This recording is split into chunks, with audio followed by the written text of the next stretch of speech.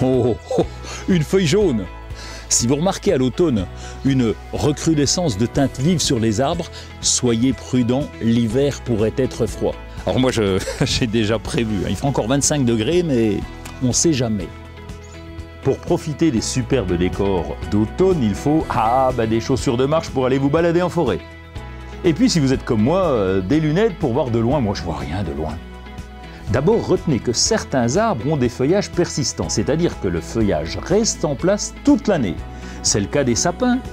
Alors que d'autres ont des feuilles caduques qui tombent en automne. C'est le cas du pommier par exemple.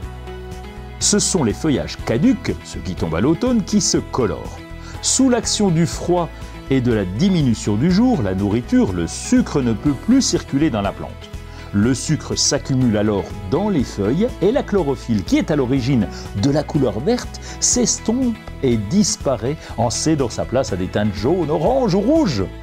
Le gros avantage de ces plantes, c'est de cumuler les effets visuels. Et ben oui, pendant la belle saison, on bénéficie du feuillage, puis de la floraison, parfois des baies qui sont colorées, et après, la beauté du feuillage clôture l'année.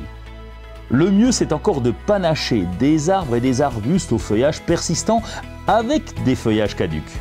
En caduc, les érables, les liquidambares ou les vignes vierges vont vous surprendre et vous émerveiller. L'automne est une très belle saison. Les arbres et les arbustes se colorent de jolies teintes. Alors si en plus c'est l'été indien avec du soleil, là, c'est le top.